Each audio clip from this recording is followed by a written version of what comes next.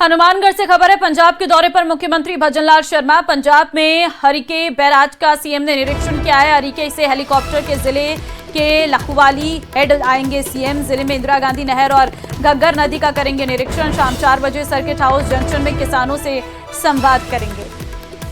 तो पंजाब के दौरे पर मुख्यमंत्री भजनलाल शर्मा हैं और हरिके से हेलीकॉप्टर से जिले के लखवाली हेड आएंगे सीएम और जिले में इंदिरा गांधी नहर और घग्गर नदी का निरीक्षण भी करेंगे। शाम 4 बजे सर्किट हाउस जंक्शन में किसानों से संवाद भी करने वाले हैं सीएम। पंजाब में हरिके बैराज का सीएम ने निरीक्षण किया है, जिसकी हम तस्वीर भी आपको दिखा रहे हैं।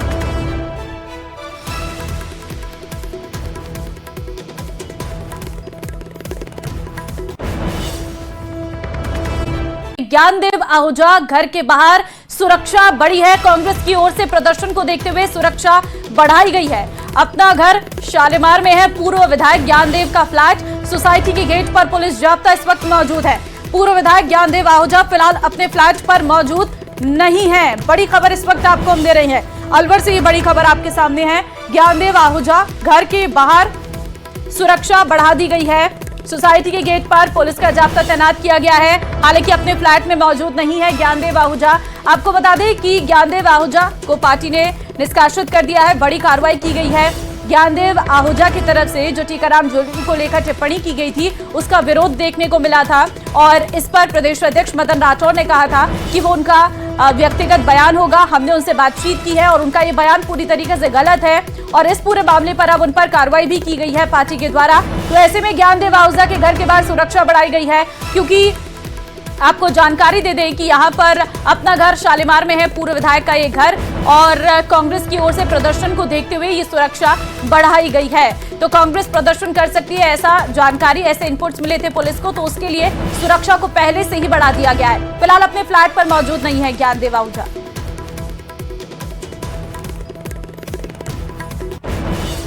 और जयपुर बम ब्लास्ट केस थोड़ी देर में होगा सजा का ऐलान। जिंदा बम केस में आरोपियों को सजा आज। 4 आरोपियों की सजा पर फैसला आज। जिंदा बम मामले में विशेष अदालत सुनाएगी सजा। 2008 में चांदपोल हनुमान मंदिर के बाहर मिला था बम। 4 अभियुक्तों को स्पेशल कोर्ट ने ठहराया था दोषी। शाहबाज हुसैन, सरवर आजमी, मोहम्मद सैफुर रहमान को सजा आज मिलने वाली है। तो थोड़ी देर में सजा का ऐलान होने वाला है। आपको बता दें कि चारों को स्पेशल कोर्ट ने पहले से ही दोषी माना है और ऐसे में बताया गया था कि आज सजा का ऐलान होगा। अब देखना होगा कि क्या सजा का ऐलान इसमें किया जाता है, क्या इन्हें उम्र कैद मिलती है, फांसी की सजा होती है, क्या रहता है, इस बारे में आज जानकारी सामने आ जाएगी। 2008 का ये पूरा मामला है। चांदपोल हनुमान मंदिर के बाहर जो एक जिंदा बम मिला था, उस पूरे मामले पर इन 4 लोगों की गिरफ्तारियां हुई थी। 4 अभियुक्तों को स्पेशल कोर्ट ने दोषी माना था। ये 4 आरोपी भी हम आपको दिखा रहे हैं। देखिए पूरा केस क्या है कि जिंदा बम मामले में जिन 4 आरोपियों को लेकर आज फैसला होगा, उनमें से 2 जेल में हैं, 2 जमानत पर है और जिसमें आरोपी सैफुर रहमान, मोहम्मद सैफ जयपुर सेंट्रल जेल में बंद है। मोहम्मद सरवर और आरोपी शाहबाज जमानत पर है। विशेष अदालत ने सीरियल बम ब्लास्ट में 4 आरोपियों को फांसी की सजा सुनाई, 1 बरी।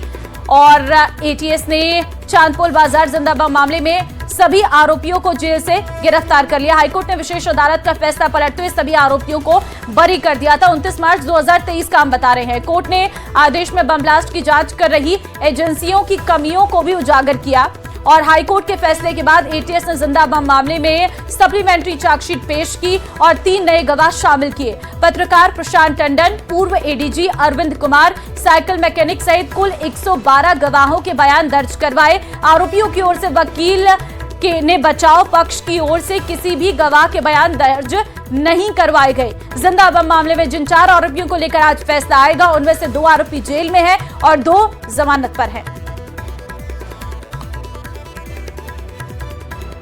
जोधपुर से बड़ी खबर है। मस्जिद के पास घर में आग लगने का मामला। परिजनों और तेली समाज के लोगों ने दिया मोर्चरी के बाहर धरना। गैस एजेंसी और सरकार से मुआवजे की मांग को लेकर धरना। विधायक अतुल भंसाली और जिला कलेक्टर गौरव अग्रवाल ने की बातचीत, समझाइश कर लोगों को दिया आश्वासन, जिसके बाद मौके पर धरना समाप्ति की घोषणा हुई है।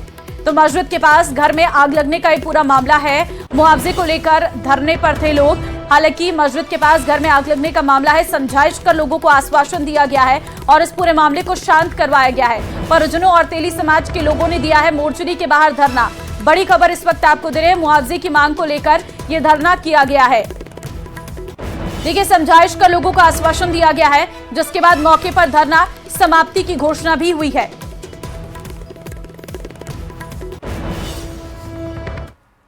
कांड हुआ है, ये बड़े ही मजदूर किस्म के लोग हैं और बहुत गरीब है। गरीब तबके अपना गुजारा दिनचर्या जो है इनकी दिहाड़ी मजदूरी वाली है, अपना जैसे पेट पालते हैं।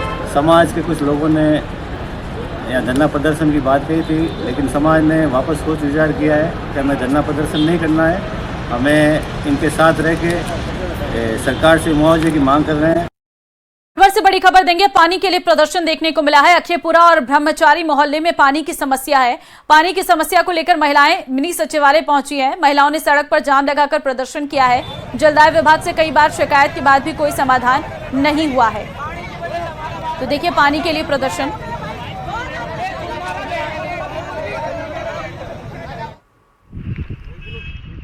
पूरा ब्रह्मचारी लेना खाटू मंदिर के पास हमारी, हम कम से कम कितनी बार आ गए, हमारी कोई सुनवाई नहीं हो रही। आज हम धरने पे बैठेंगे, छठी बार आए, छठी बार मैडम ने भी कहा हफ्ते बाद करवा देंगे। समस्या क्या है? पानी की हमारे मेले में देरी नहीं लग रही। ये हमको रोज वो कर रहे हैं तो भाई कल लगाएंगे, परसों लगाएंगे, कल लगाएंगे। कब की मिली भक्त है हमारी इनकी। पानी हम इतनी देर से लाते, हमारा हक आई है, पानी एक बूंद नहीं है घर में।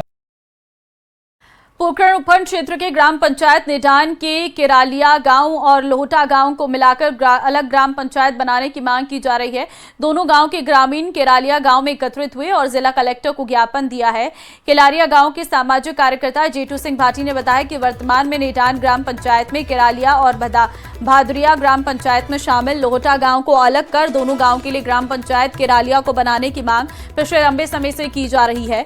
वर्तमान में केरालिया गांव निडान ग्राम पंचायत में शामिल है।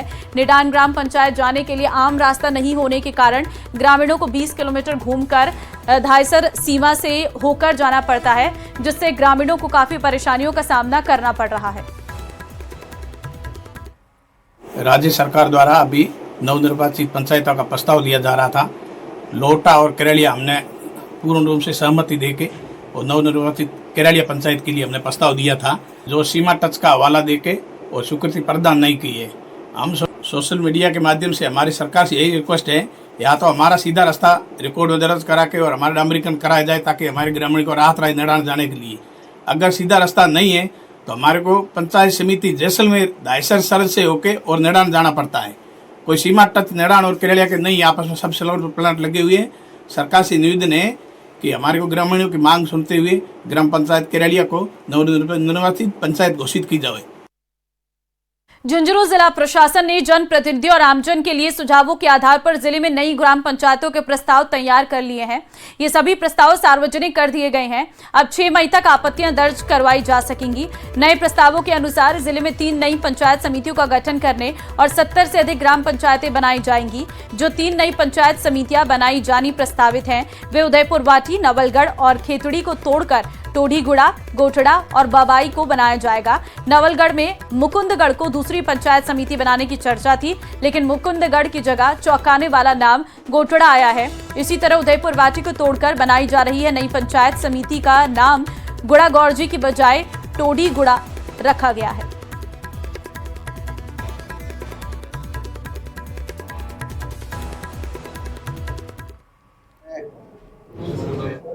जिले में ग्राम पंचायतों का पुनर्गठन और पंचायत समितियों का पुनर्गठन कार्यक्रम चल रहा है। हमारे पास जो प्रस्ताव प्राप्त हुए हैं, हमने उसका ड्राफ्ट पब्लिकेशन कर दिया है। ड्राफ्ट पब्लिकेशन के पश्चात आपत्तियों का समय है, आपत्ति ली जाएंगी, उसके बाद अंतिम प्रकाशन किया जाएगा। झुंझुनू जिले में अब तक जो सूचना आई है, मापदंड के मुताबिक 3 नई पंचायत समिति बनने के प्रस्ताव आए हैं। खेतड़ी में बबाई, उदयपुर वाटी में गुड़ा और नवलगढ़ में गोठड़ा। श्रीगंगानगर में प्रदेश के ऊर्जा मंत्री हीरालाल नागर ने कलेक्ट्रेट सभागार में डिस्कॉम अधिकारियों की बैठक ली है। इस दौरान गर्मियों के दौरान निर्बाध रूप से बिजली उपलब्ध कराने के निर्देश दिए हैं और भरोसा दिलाया कि गर्मियों में निर्बाध रूप से बिजली मिलेगी। साथ ही कहा है कि सरकार ने थर्मल पावर प्लांट्स को बेहतर प्रबंध कर बिजली का उत्पादन बढ़ाया है और आज प्रदेश में बिजली पर्याप्त मात्रा में उपलब्ध है।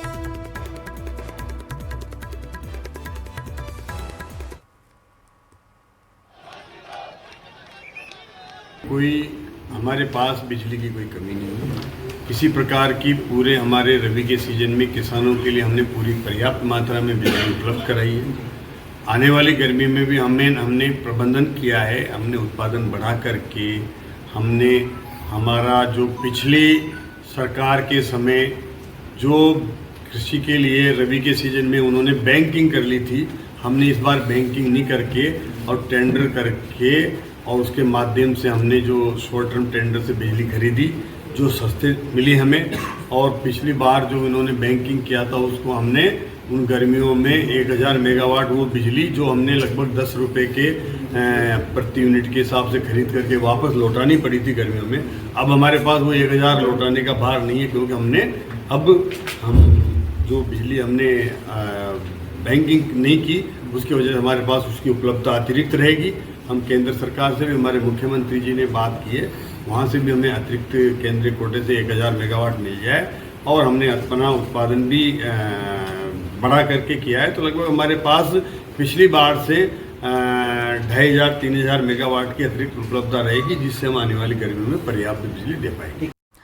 टोंक में भीषण गर्मी की शुरुआत के साथ ही स्वास्थ्य विभाग अलर्ट हो गया है। कलेक्टर डॉक्टर सौम्या झा के निर्देश पर जिला अस्पताल के पीएमओ बीएल मीणा ने मरीजों के लिए 10 बेड का इमरजेंसी वार्ड तैयार किया है। वहीं कूलर, पंखे और एसी चालू कराने के साथ दवाओं की उपलब्धता और डॉक्टर्स की ड्यूटी में बदलाव किया है। साथ ही गर्मी में पानी को लेकर अस्पताल और जनाना अस्पताल में आरओ के साथ वाटर कूलर की साफ सफाई कराई है। अधिक गर्मी होने की स्थिति में आइस पैक की भी व्यवस्था की जाएगी।